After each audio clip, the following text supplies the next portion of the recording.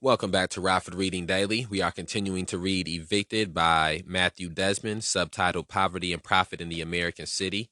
We are beginning chapter 20, which is entitled Nobody Wants the North Side. And we have about 80 pages or so left within this book. So before we start reading, I want to please ask anybody who is listening to share this from whatever platform they're listening to it on. So we have Spotify, Apple Podcasts, Pocket Casts, Anchor, YouTube, Facebook, wherever you're listening to this at, SoundCloud, wherever you're listening to this at, please share this episode. And we want to thank everybody for tuning in. If you have not listened to previous episodes of Rockford Reading Daily, please go and listen to those previous episodes. By the time you get a hold of this, there are future episodes out. When you finish this episode, listen to those future episodes. All right, so let's dive back into Evicted. Chapter 20. Nobody Wants the North Side.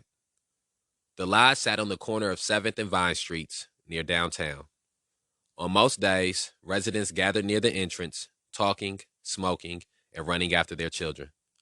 That was where Crystal had been spending most of her time since the final days of February. On Crystal's eviction court papers, Sharina had checked the box next to, quote, the landlord desires the premises for the following reasons, end quote, writing in, quote, causing substantial disturbances with upper and lower tenants with police involvement. Also, unauthorized subleasing to an evicted tenant, end quote. Crystal was confused by the whole process. Could Sharina call Arlene, quote, unauthorized, end quote, when she knew about their arrangement from the start? She packed her things into 2 clear garbage bags and left without going to court, wrongly assuming that doing so would keep her name clean. Crystal hated the food at the lodge, and some of the maintenance men propositioned the residents for sex, offering fresh sheets, snacks, or extra shampoo. But she liked the room. It was warm, clean, and free. Said Crystal, quote, I ain't paying no $5.50 and feel like I'm getting nothing, end quote. Plus, she was on a hunt for a new friend, and the lodge was a great place to find one. It collected under a single roof dozens of people who had found themselves in especially desperate situations, who were all, quote, going through a thing, end quote, as shelter residents put it. People were attracted to Crystal. She was gregarious and funny with an enduring habit of slapping her hands together and laughing at herself. She would saunter out the doors of the lodge, singing gospel, her hands raised in praise. Crystal had some suitors, but what she wanted most of all from her new friends, and what she had wanted from Arlene, was a mother figure. She found one in Vanetta. Vanetta Evans had been staying at the lodge since January. At 20, she was not much older than Crystal, but she'd grown up fast. Vanetta had her first child, Kendall Jr., when she was 16, then a daughter, Timby, the next year, and a third the year after that, a boy named Bobo. You might say Vanetta was raised in the Robert Taylor homes, Chicago's infamous public housing towers, or you might say that her mentally challenged mother, whom Vanetta and her siblings unaffectionately called Shortcake, raised her, quote, in almost every homeless shelter in Illinois and Wisconsin, end quote. Crystal liked the way Vanetta carried herself. She was always put together, with her hair pulled back tight in a small ponytail. She even wore her cell phone on a belt holder, like a landlord. Vanetta's dark brown skin matched Crystal's, and she had a smoky, loud singer voice that she almost never raised at her kids. She could snap them in line by giving them the look. When Kendall Jr. acted up, Vanetta pretended to call Big Kendall, his father, on the phone. The boy knew she was faking, but would calm down anyway. When Bobo had seizures, she rushed him to the hospital. The two women began swapping cigarettes, each keeping mental note of the number of Newports given and received. Soon they upped the ante, taking incremental but expedited steps toward establishing a relationship of reciprocity. They exchanged snacks, then small bills, then meals purchased at fast food restaurants. Through passing references, they began learning about the other's resources. Vanetta received $673 a month from welfare and $380 in food stamps, as well as their character and temperament. Crystal and Vanetta began calling each other, quote, sister, end quote. After a week, they decided to look for housing together. Roommates inside the homeless shelter would become roommates outside of it. Crystal didn't think she needed to worry about Vanetta's upcoming sentence hearing. Quote, prayer is a powerful thing, end quote, she said. Vanetta thought her chances of avoiding prison were decent, even without Jesus. It was her first offense. The trouble had started when Old Country Buffet slashed Vanetta's hours. Instead of working 5 days a week, she would now only work one. Her manager blamed the recession. After that, Vanetta couldn't pay her electricity bill. There was no way she could pay that and the rent, but she worried that Child Protective Services would take her kids away if her lights and gas were shut off. The thought of losing her children made Vanetta sick to her stomach. Then she fell behind in rent and received an eviction notice. She felt helpless and terrified. Her friend, who had also received the pink papers, felt the same way. One day, with Vanetta's boyfriend, the two women sat in a van and watched another pair of women walk into a Blockbuster carrying purses. Someone suggested robbing the women and splitting the money. Then all of a sudden, that's what they were doing. Vanetta's boyfriend unloaded his gun and handed it to her friend. The friend ran from the van and pointed the pistol at the women. Vanetta followed, collecting their purses. The cops picked them up a few hours later. In her confession, Vanetta had said, quote, I was desperate to pay my bills, and I was nervous and scared and did not want to see my kids in the dark or out on the street, end quote. When she turned 18, Vanetta had put her name on the list for public housing. Becoming a convicted felon meant that her chances of ever being approved were almost zero.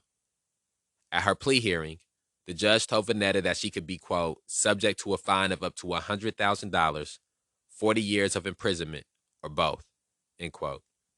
Vanetta tried not to think about that.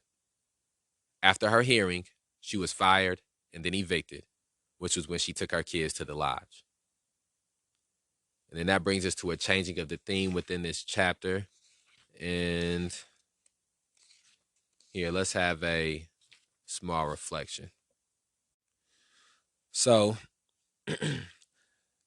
this word, and I've used this word a lot, but it's hard to not continue to use this word because it's just such a strong theme within this book, and that is the word desperate. So again, here we meet somebody who has made who has not made the wisest decisions, but it's important when quantifying the lack of wisdom in those decisions to point out the high amounts of desperation that these people are experiencing. One of the things we've also seen as a constant theme too here is young women of color and broken homes, having multiple children, and how those things also exasperate the sense of desperation and exasperate the poverty. And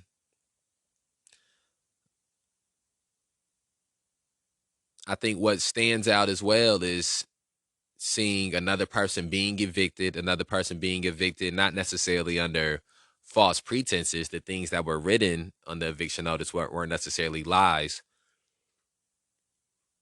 but they were half truths. And again, the things that Crystal was doing too, both the things that she has as reasons for her eviction are essentially both things that was her trying to help somebody. She was trying to help Arlene out when she had let her stay. She was trying to help when she was calling the police when her neighbor was being assaulted upstairs. And so you sort of see the penalties that she's dealt with because of that. And it also sort of lets you understand why people become hesitant to lend a helping hand towards others when they are in these type of situations or in these type of circumstances. And so those are all some of the things that stand out to me from those passages that we just read.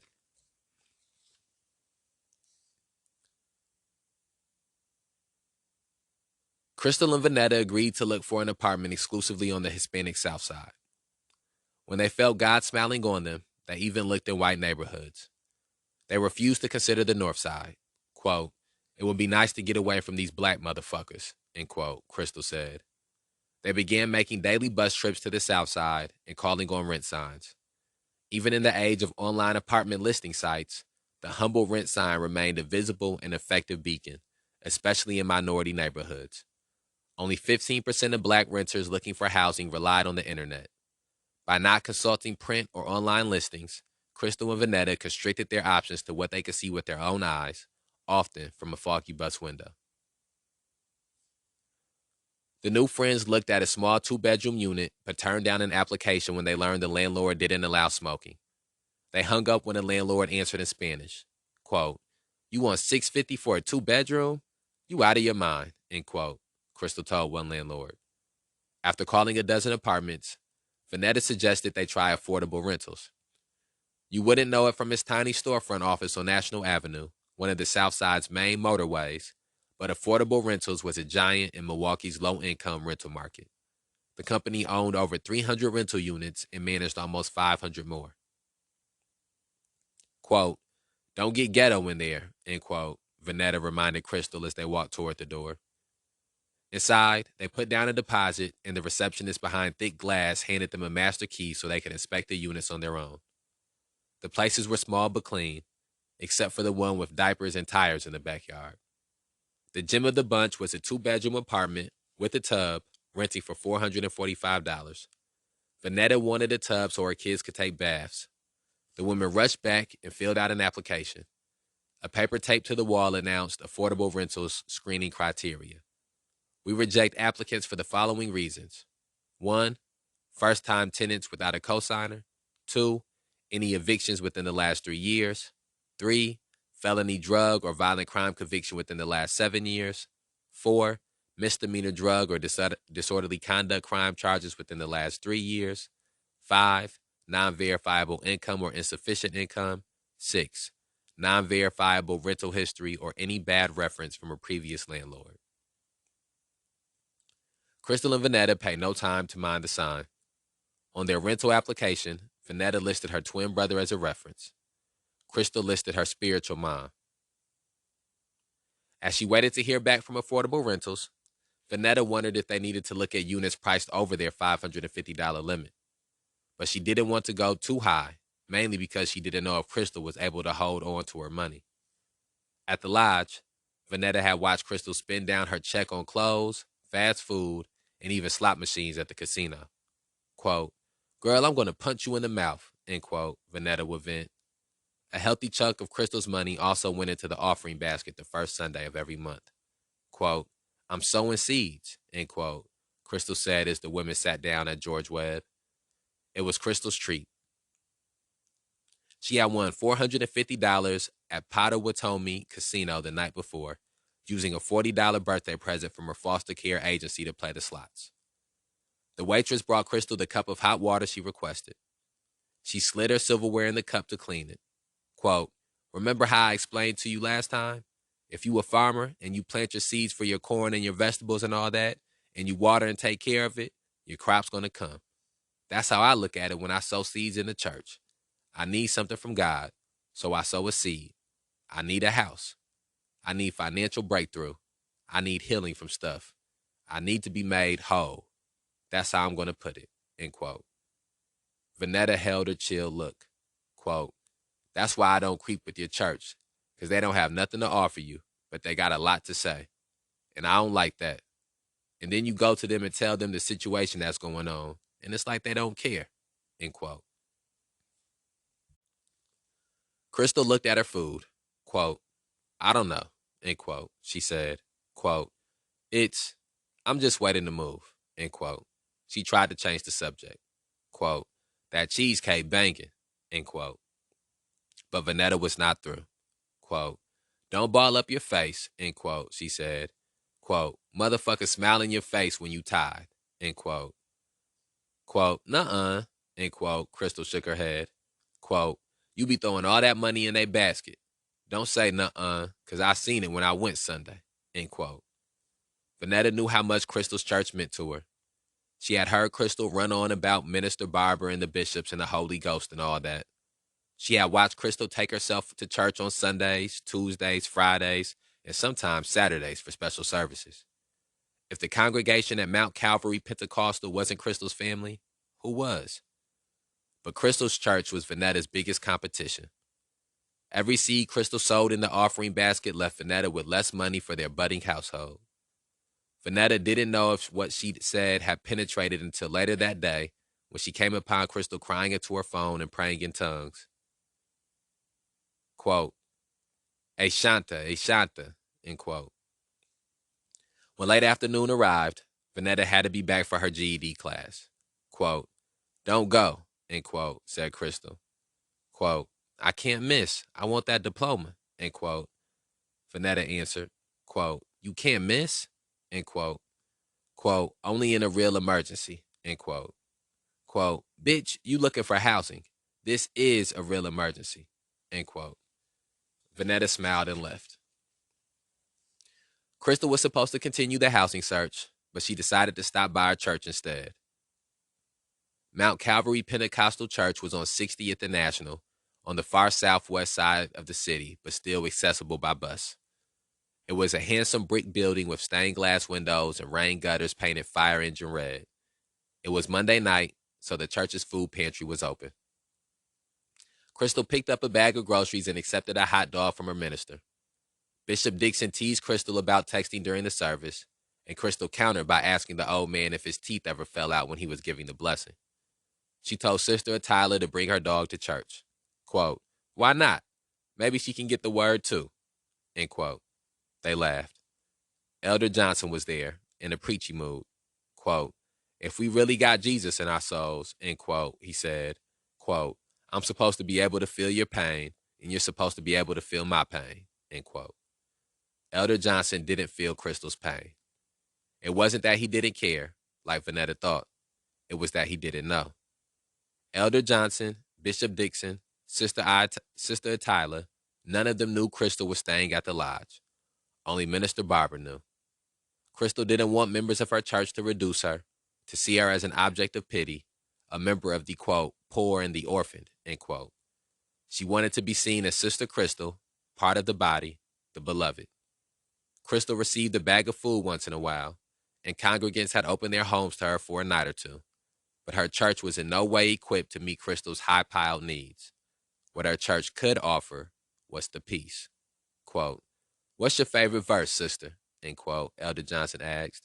He had seen Crystal lift one of the nearby Bibles. Quote, don't be trying to put me on the spot, end quote, she smiled. Then she said, quote, though he slay me, yet will I trust him, end quote. And that brings us to a changing of the theme within this chapter. Let's have a small reflection. So we see here the 6 reasons that the 6 reasons that that applicants are rejected from this affordable rental screening. And that's what stands out to me. I usually try to perceive this is what stands out to me. This time I just sort of hopped into it. But those 6 things that they have listed jump off the page to me. First-time tenants without a cosigner, any evictions within the last 3 years, felony drug or violent crime conviction within the last 7 years, misdemeanor drug or disorderly conduct crime charges within the last 3 years, non-verifiable income or insufficient income, non-verifiable rental history, or any bad reference from a previous landlord. And all 6 of these things, the combination of all 6 of these things strike Crystal and Vanetta off from being able to, or they both are susceptible to being rejected because they both check the boxes on one or more of these things for reasons for rejections for applicants. And as us being 250 pages in this book, we know that every single character that we have read about in this book checks one of these boxes here. And so we see how these things are inherently disproportionately affect, and I don't know if inherently is the right word, but we see how all 6 of these criteria disproportionately affect poor people. These are things that are going to affect poor people worse than often they're going to affect anybody else. Now, once you understand that the masses of black people are poor within this country, then you know that then also this is going to affect black people disproportionately than it's going to affect anybody else. And so and that is sort of how you have to look at things in this society now, where when we talk about being in a colorblind society, or people talk about being in a colorblind society, we're not actually in a colorblind society. But when people talk about it, what they mean is that now on the rejecting of applications, it does not simply say number 7 if you're black, or number 8 if you're Mexican, or number 9 if you have black ancestry. Instead, the numbers 1 through 6 that they have all are things that disproportionately happen to black people. And so it makes it so that vis-a-vis these things disproportionately affect black people, and these things become forms of discrimination against black people and poor people. And so that's what we have to, that's what really stands out to me from this passage here, is being able to articulate to people how, even though it might not, the codes and policies and procedures and laws and legislation might not explicitly lay out the race or lay out the word race, that in between the lines you can still see those things there. Crystal and Vanetta kept looking for a place to live. Sometimes Vanetta took her kids with her. Sometimes she took them to the daycare or to stay with her older sister, Ebony. Vanetta had them with her when she and Crystal visited their 32nd apartment on 15th Street in Madison. The landlord stepped out of his Saab and opened the door to a small 2-bedroom unit. The showing was scheduled in the evening because the landlord had a government day job in Madison. He was a well-fed Puerto Rican man in pleated slacks and a dress shirt. The place was small, dumpy, and without a bathtub. After a walkthrough, Vanetta asked the landlord if he had any other units with tubs. He said he did and began describing another apartment. It was bigger and somewhat nicer than the place he was showing Vanetta and Crystal, but the rent was the same. Then, suddenly, as if forgetting something, the man stopped himself. His hand went for his pocket, and he answered his cell phone. It was obvious to Vanetta and Crystal that no one had called, but he pretended to have a conversation. Hanging up, the landlord said that it hadn't been his partner. Hanging up, the landlord said that it had been his partner on the other line and that he had just rented out the bigger and nicer unit. The women stood outside and watched the Saab pull away. Crystal reached for her old MP3 player and put in headphones. Vanetta was shaking. Quote, "I'm so angry," end quote, she whispered. Quote, "Get it together. You have to heal your heart," end quote, Crystal sang, eyes closed, swaying back and forth. Quote, "He just like, oh, they black. They trashed the place anyways," end quote. Vanetta wiped a tear away with a quick swipe and sucked in her quivering bottom lip. Her kids looked up at her, confused. Quote, "Get it together. You can fly, fly," end quote, Crystal lifted her voice. Most Milwaukeeans believed their city was racially segregated because people preferred it that way. But the ghetto had always been more of a product of social design than desire. It was never a byproduct of the modern city, a sad accident of industrialization and urbanization, something no one benefited from nor intended.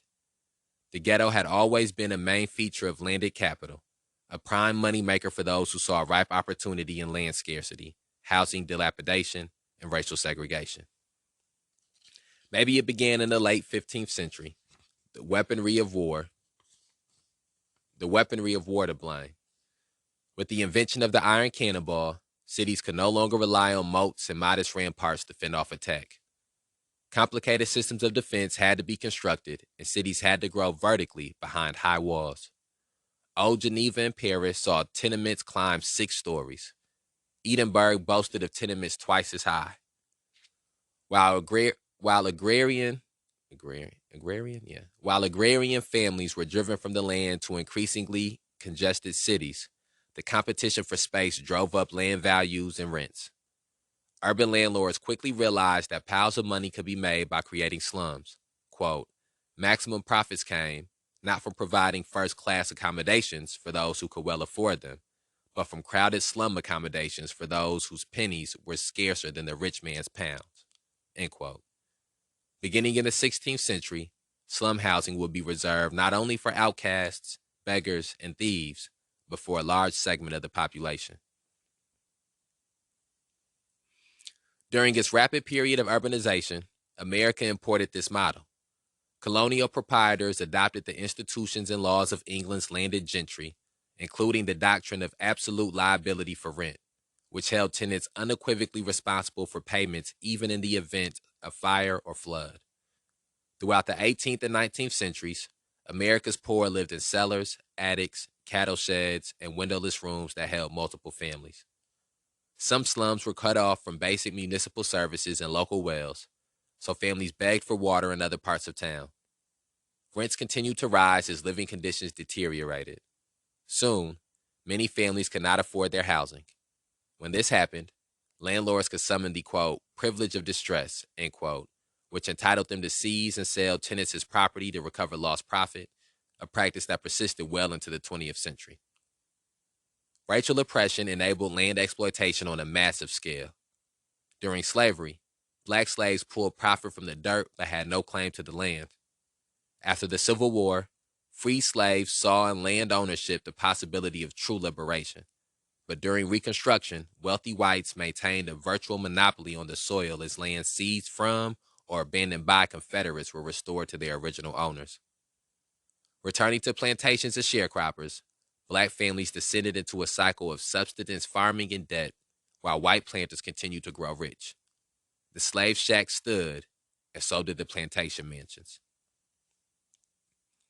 In the early decades of the 20th century, African American families seeking freedom and good jobs participated in the Great Migration, moving en masse from the rural South to cities like Chicago, Philadelphia, and Milwaukee. When they arrived in those cities, they were crowded into urban ghettos, and the vast majority depended on landlords for housing. Ghetto landlords had a segregated and captive tenant base and had nothing to gain by improving their rundown houses. They began dividing their properties into small, quote, kitchenette, end quote, units, throwing up so many plywood walls their apartments resembled, quote, rabbit warrens, end quote. Many houses lacked heating and complete plumbing, so black families cooked and ate in winter coats and relieved themselves in outhouses or homemade toilets. They came to know well the sound of the tuberculosis cough. In 1930, the death rate for Milwaukee's black was nearly 60% higher than the citywide rate, due in large part to poor housing conditions. For the first time in history of America, New Deal policies made home ownership a real possibility for white families, but black families were denied these benefits when the federal government deemed their neighborhoods too risky for insured mortgages, and officials loyal to Jim Crow blocked black veterans from using GI mortgages. Over 3 centuries of systematic dispossession from the land created a semi-permanent black rental class and an artificially high demand for inner-city apartments. In the 1950s, white real estate brokers developed an advanced technique of exploitation, one that targeted black families shut out of the private housing market. After buying houses on the cheap from nervous white homeowners in transitioning neighborhoods, private investors would sell these houses, quote, on contract, end quote, to black families for double or triple their assessed value. Black buyers had to come up with sizable down payments, often upwards of 25% of the property's inflated value. Once they moved in, black families had all the responsibilities of home ownership without any of the rights. When families missed payments, which many did after monthly installments were increased or necessary housing upkeep set them back, they could be evicted as their homes were foreclosed and down payments pocketed. The profits were staggering.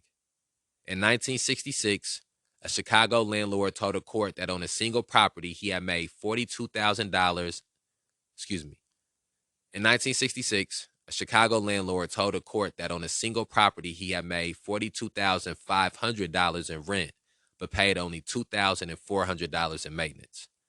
When accused of making excessive profits, the landlord simply replied, quote, "That's why I bought the building," end quote. The 1968 Civil Rights Act made housing discrimination illegal, but subtler forms prevailed.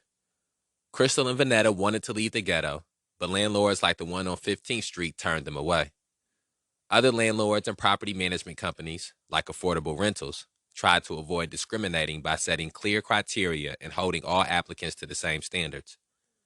But unequal treatment in an unequal society, excuse me, but equal treatment in an unequal society could still foster inequality.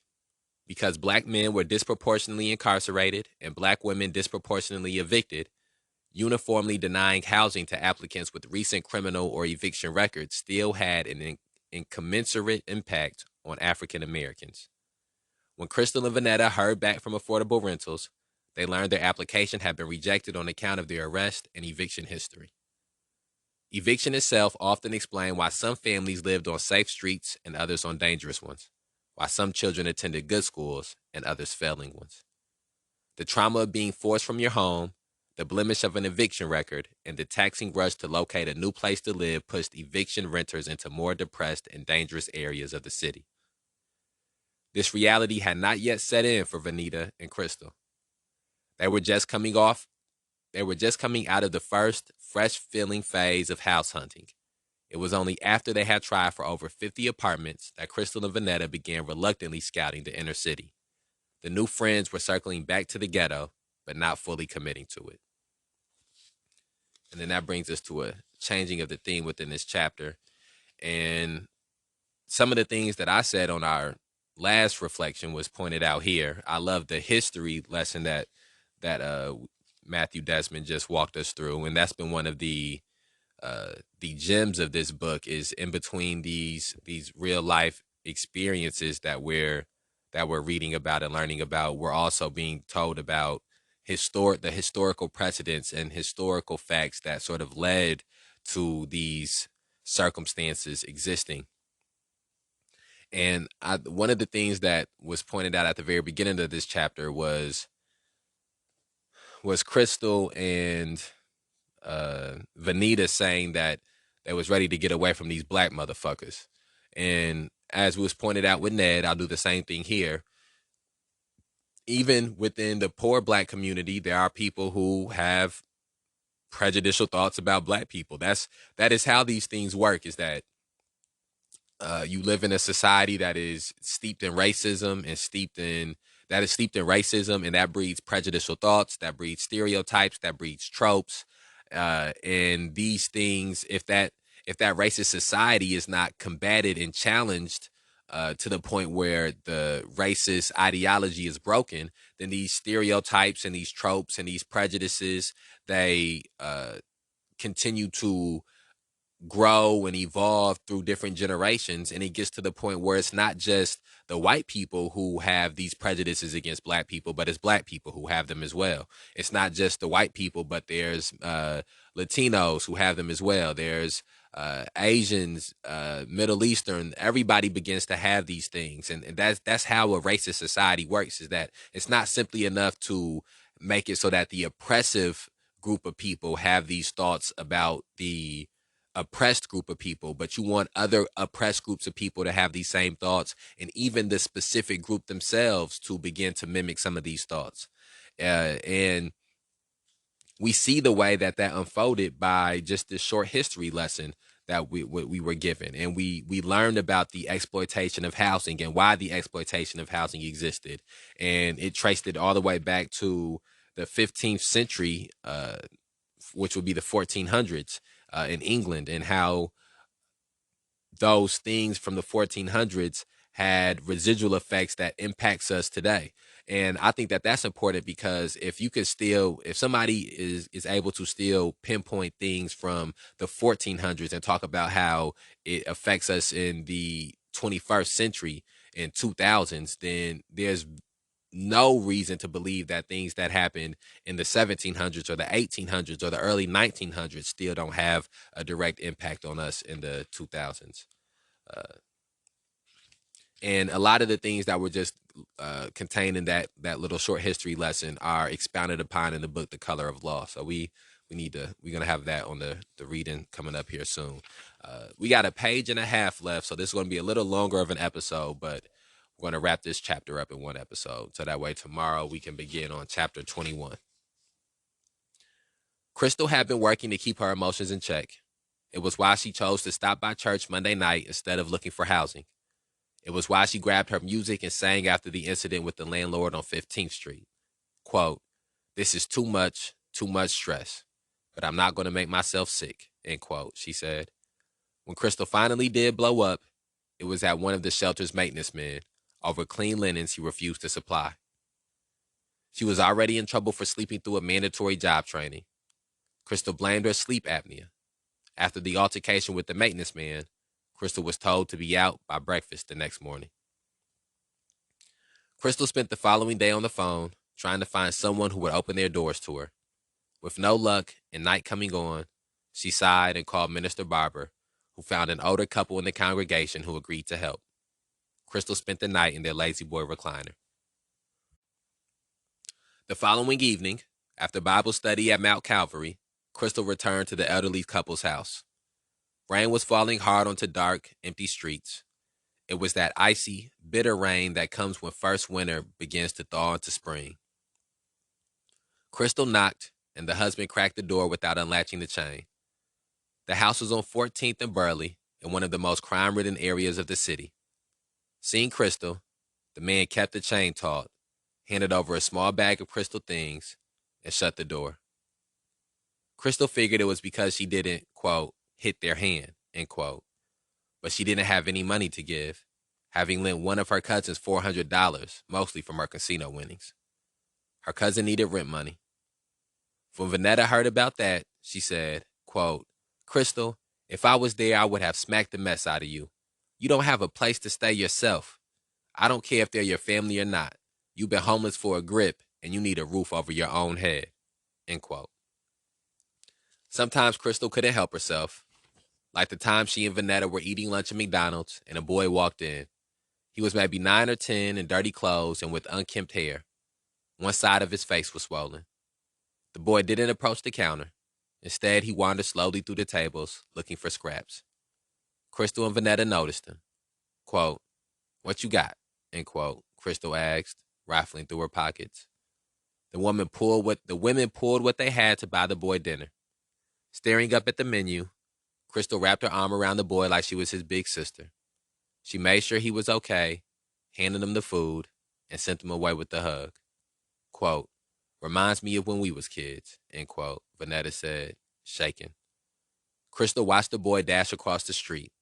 Quote, "I wish I had me a house. I would take him in," end quote. On Burley Street, the wind-pushed rain fell sideways in sheets.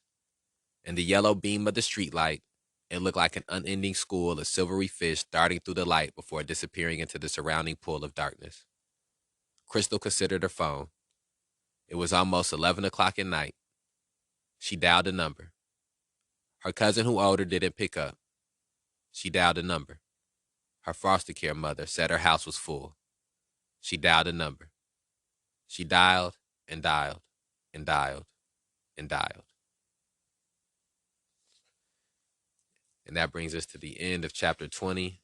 And I don't think it's really much to add right there. So we will wrap this episode up. Please share this whatever platform you're listening to it on, as I asked at the beginning of the episode. And remember, we put these episodes out on a daily basis to provide you the opportunity to begin or further your journey in the struggle against police terrorism, mass incarceration, and racial injustice. Holla at you tomorrow.